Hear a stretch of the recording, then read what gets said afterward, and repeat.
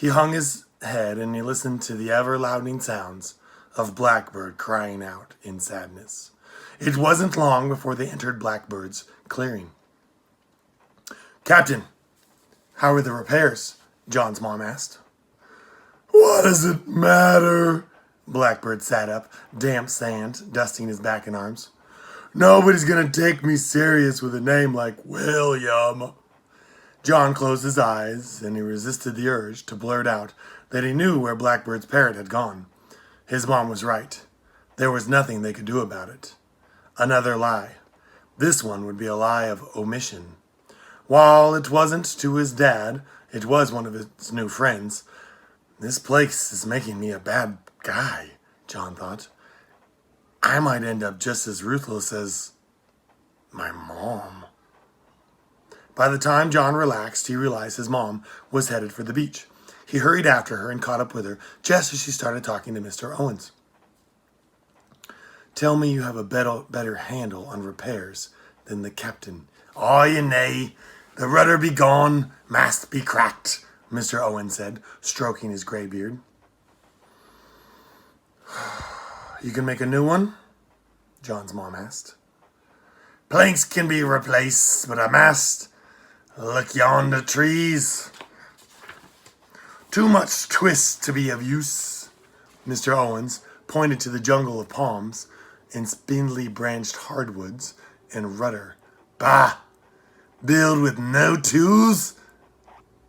"There are parts from dozens of ships," John started, but his mom cut him off with a cough and a head shake. He realized she was right again. If getting the parrot back would impede her escape from back home, then getting the parts for the ship would do the same thing. What could John possibly bring to barter for rudder and masts? "Worse yet," Mr. Owens continued, "wheel's axle broken too. Be no way to steer her." What about that shipwreck?" John suddenly remembered the ship that was wrecked in the shallows off the coast. He realized he might be able to help the cabin and his crew after all. "Shipwreck?" Mr. Owens asked. "Yeah, it's about as big as the Dragon of Plunder. It's over there." John pointed and he started bouncing from foot to foot with excitement. He wouldn't leave anyone stranded after him and his mom left. That wouldn't work for him. "John, these ships aren't mass-produced. Each one is made individually. What fits one ship won't necessarily fit another," she said. It doesn't have to be a perfect fit. It just has to be good enough that we can get to port for repairs." John felt confident that she was wrong this time. Those parts have to fit. John followed Mr. Owens, Kofi, and Sean to the shore, where they pushed the battered longboat out to sea. The four of them tested the seaworthiness of the boat by leaning on the sides and attempting to submerge it. "And water be kept out," Mr. Owens said. "So it'll work."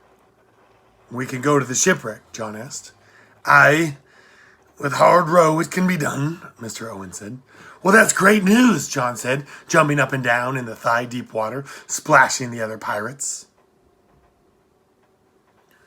"Watch where you're bouncing, laddie." Sean jumped back, his teal and orange pants already soaked up enough water to turn navy blue and rust-colored. "You flop more than a fish out of the pond of the land," Kofi said, and John laughed. He was beginning to feel more comfortable around these strange pirates who were once so bizarre to him. "Let's go to the shipwreck. Let's find the parts we need to fix the Dragon of Plunder," John yelled. The pirates, watching from the beach, gave a hearty response of "Yo-ho!" Mr. Owens assigned two of the larger pirates to the rowboat, giving each of them an oar. He filled out the away team with several more sturdy-looking pirates. When they were about to set to sea, Blackbird strolled down the beach, buttoning his coat. His tri-cornered hat sat on his head in a jaunty angle. "What's all the commotion?" Blackbird strode along the waterline, his boots sinking into the hard sand. "We're going to salvage that shipwreck," John said. "Oh, you are, huh? Cabin boy? No. Your mom would have my hide if I let you do that." Blackbird stood with his hands on his hips, just staring at John, seemingly daring him to argue.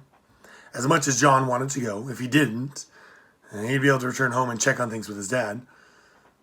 I still have to pack a suitcase, he realized. John meekly replied, "You're right. I shouldn't go." That's what I thought. You and your mom, always trying to force your will on me. Blackbird stopped, and he looked over his shoulder. Wait, what was that? You agreed with me? Yeah, John said. Oh, well, fine then. Everything's fine then. Blackbird started unbuttoning his coat. Except, why are you bothering with salvage? What could be left of value? They're going to find parts that they need to repair your ship, John said. You running a rig on me? Blackbird threw his hat to the sand. What's the point? William of the junkie piecemeal shipwreck? Captain, you be too hard on yourself, Mr. Owen said. No, without consternation, there's no reason to go on, Blackbird said, falling back into the sand. Your bird's alive, John said without thinking. Blackbird sat upright faster than a catapult. What? His mouth was an S-curve, starting at a smile and ending at a frown. Someone coughed behind John, and he looked to see his mom, shaking his head slowly. No. Think, John thought, think. Get your foot out of your mouth. Alive, as long as you, keep the memories of your bird there, in your head, John said. Don't be daft, lad.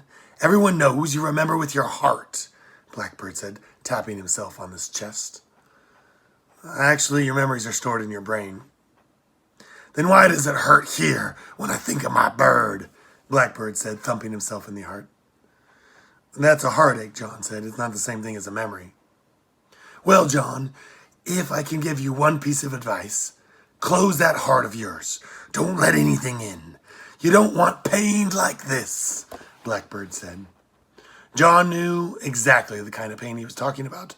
John had felt the same way for years after his mom's initial disappearance. The worst part was that John kept thinking of Blackbird's parrot, hidden away in Moore's emporium of things. So easy to help him with his pain, John thought, but he looked at his mom and he knew getting her home was most important. I'll tell him right before we leave, John decided. Let Blackbird act on his own if he was brave enough to do it. Maybe your bird is just lost, John said, and if you fix your ship, maybe you can find him, he added. Just lost? Blackbird looked up and down the beach. He stared sideways at the Dragon of Plunder. The masts are very hard to see when the ship is beached, John said. You know, you might just be right. If we fix the ship, Consternation will be able to find us. Blackbird dusted sand from his hat, and he put it back on. Mr. Owens, we have a shipwreck to visit. John watched from the beach as Blackbird and a boat full of pirates rowed from the coastal shipwreck. John grinned. He was sure they'd find what they needed. They wouldn't be stranded here once he left. There's just one problem, his mom said. What's that? They won't find an axle for the ship's wheel. Why not? Any metal on that ship will be long since rusted into uselessness, his mom shrugged and frowned. All you did was distract him. They'll still have to deal with more.